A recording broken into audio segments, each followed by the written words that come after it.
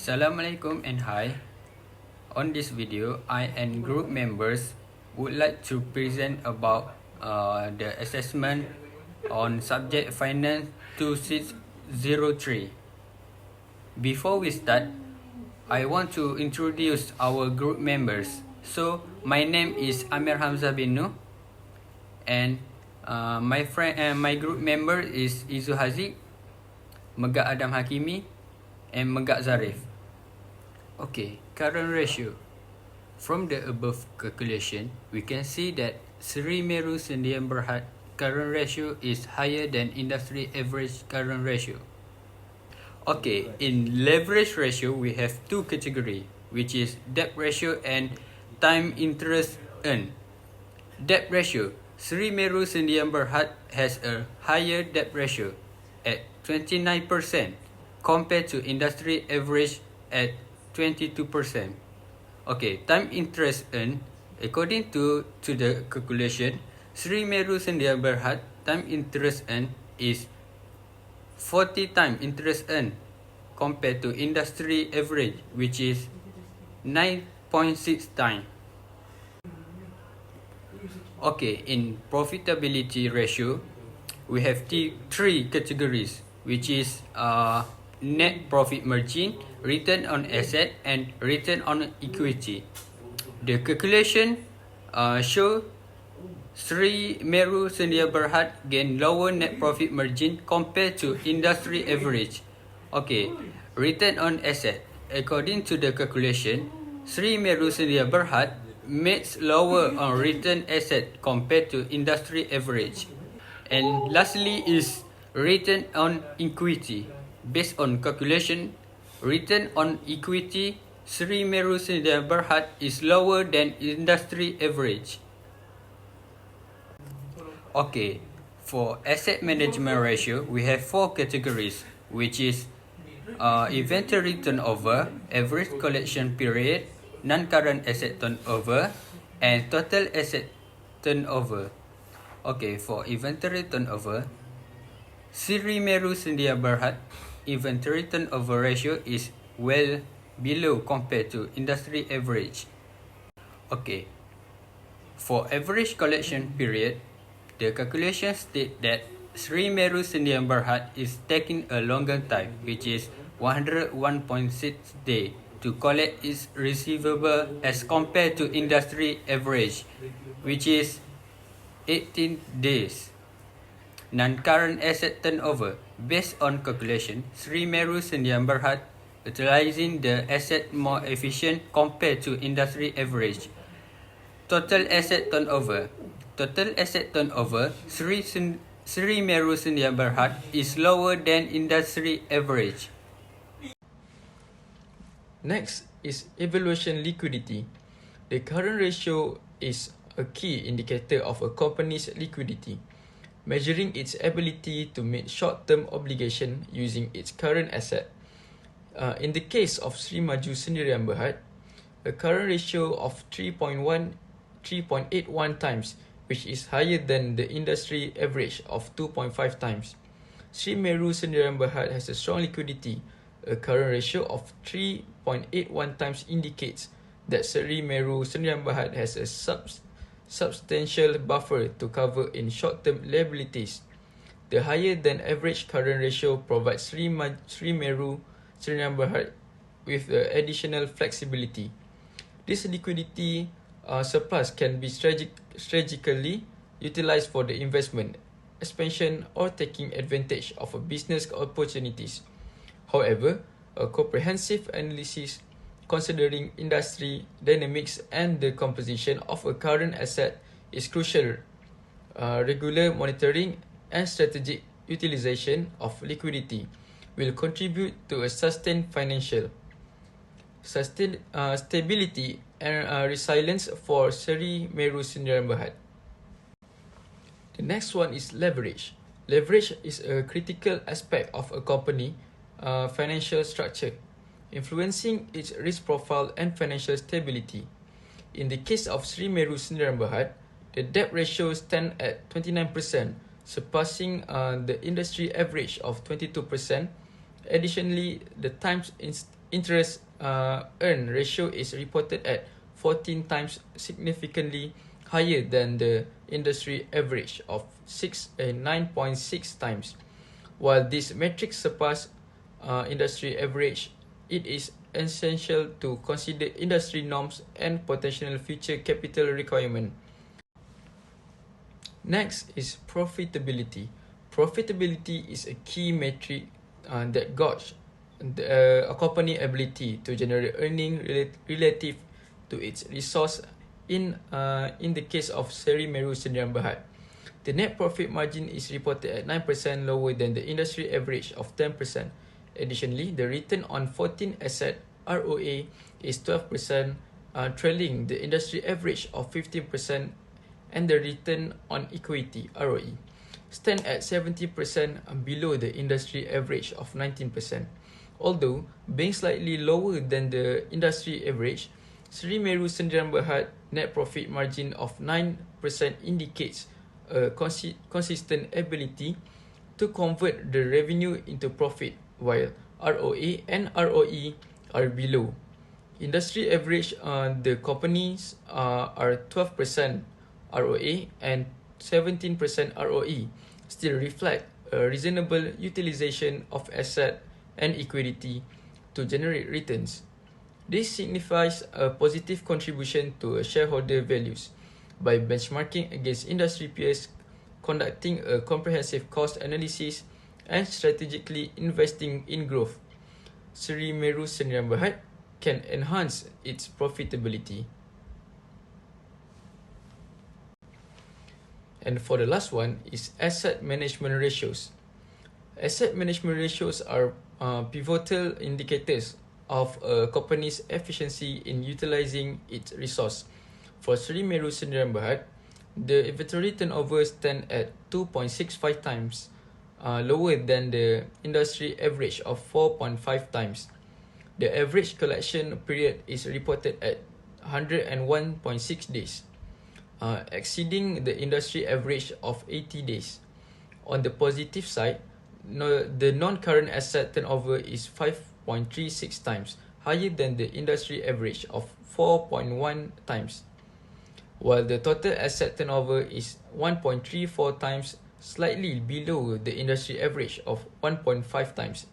Seri Meru Sdn Bhd higher non-current asset turnover of 5.36 times compared to the industry average of 4.1 times indicates the efficient utilization of long-term asset. This suggests effective management in the generating revenue from investment in property, plant and equipment, while the total asset turnover of 1.34 times is slightly lower than the industry average. It still reflects a reasonable efficiency in deploying both current and non-current asset to generate sales.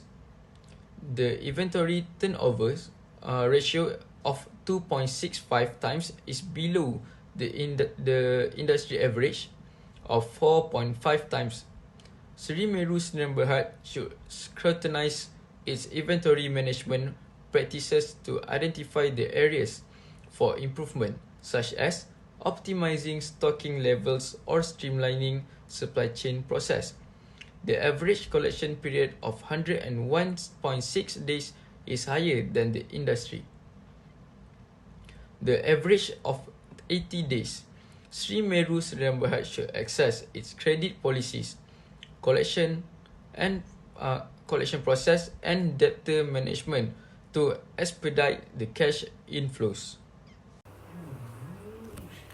After careful calculation, comparison, comment and evaluation based on the overall financial performance of the company, we have determined that Seri Meru Sdn Bhd's lower inventory turnover.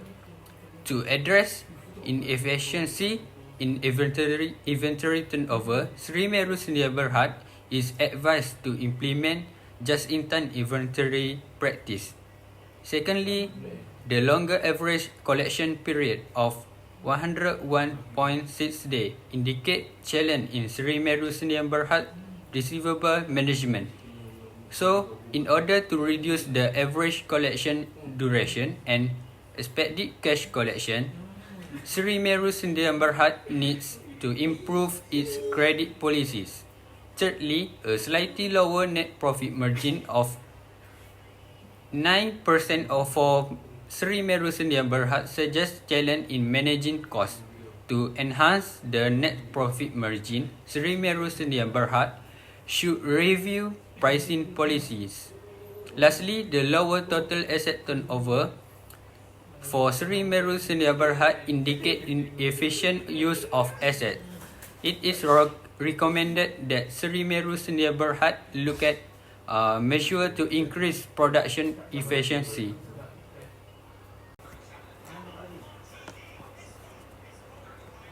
For the trend of revenue for Apex Healthcare, there are some slight upwards in total trend of the revenue.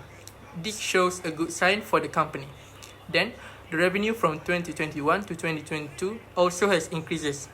The company keeps increasing in terms of the revenue. This shows that the company's revenue is increasing each year, and this shows that the trend of revenue is positive. Net is net income.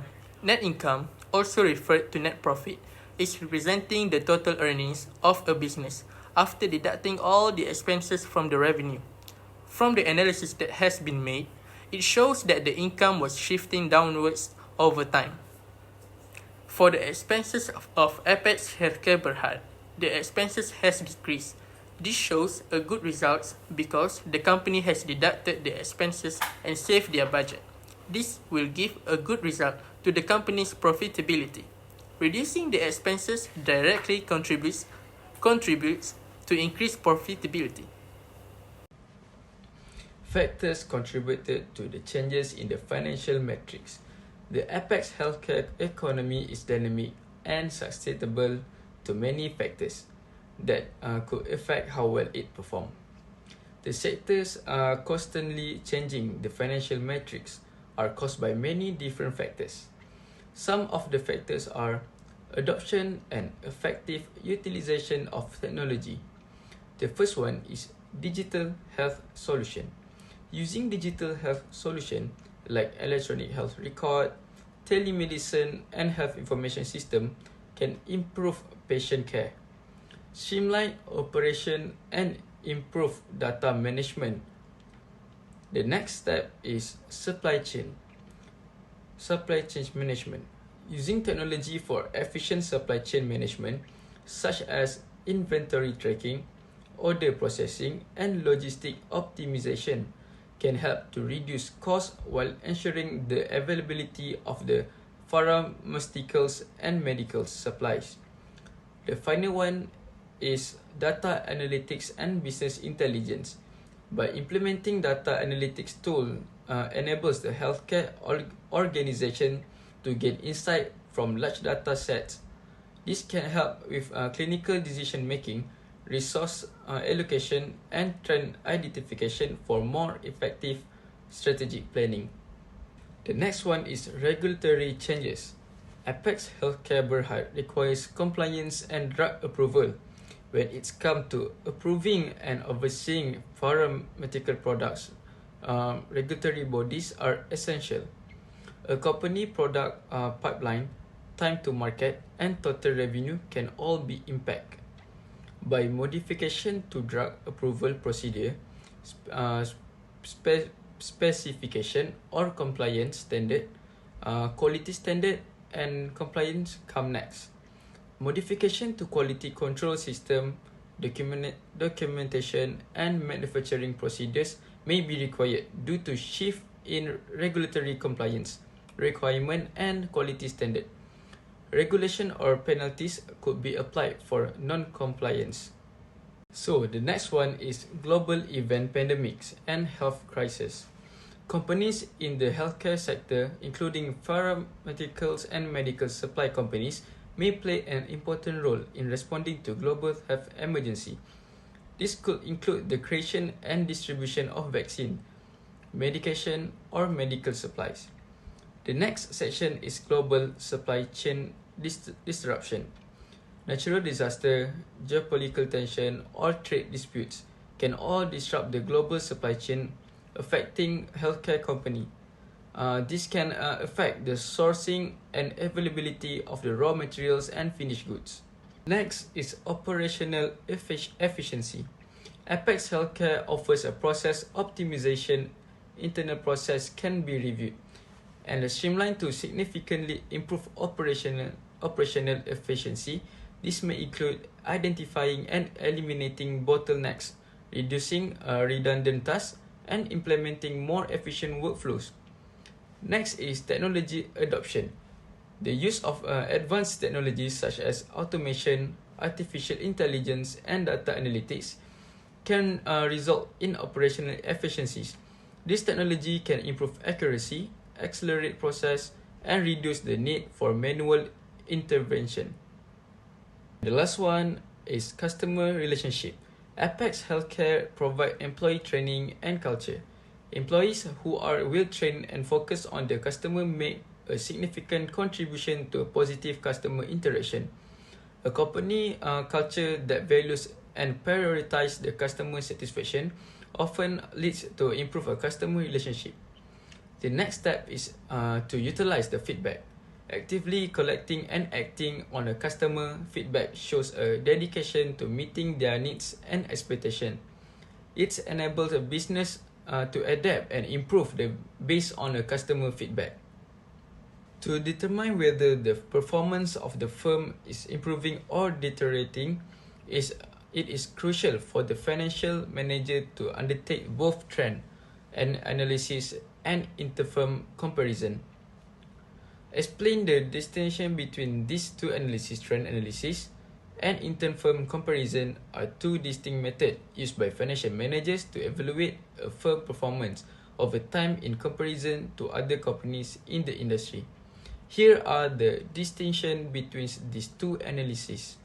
So, the trend analysis from the focusing is trend analysis primarily focus on assessing a company's performance over a specific period, usually multiple years. It involves the examination of the financial data and key performance indicators to identify patterns, tendencies, and overall trends in the company's financial. Next, for the time horizon, is the primary time horizon for trend analysis. Is internal. Looking at the historical data within the company, it helps financial managers to understand the trajectory of the financial metrics such as revenue, profitability, and liquidity. Lastly, the purpose, which is trend analysis, is useful for identifying long-term patterns and tendencies within the company. It helps financial managers and stakeholders to understand whether the company's financial performance is improving, declining, or remaining stable over the consecutive periods. Next is interfirm comparison. From their focusing on the interfirm comparison is known as benchmarking or peer analysis, which involve comparing the financial performance of a company with that of other firms in the same industry. The focus is on understanding how the company financial metrics stack up against its competitors. Next is the time horizon for the interfirm comparison is typically more immediate and concerned with the company and its industry peers' latest available financial data. Lastly, the purpose of interfirm comparison is to help financial managers and investors to assess how well a company is performing relative to its competitors. So the next question is ratio analysis is said to provide a useful information concerning a company's operation and financial condition. Explain some inherent problems and constraints of a ratio analysis using examples. Alright, the first one is industry difference, which is to comparing ratios across different industry can be misleading. So the second one is changes in accounting standard over time can affect the compatibility of financial statement. And for the last one is seasonal fluctuation making it challenging to interpret ratios accurately.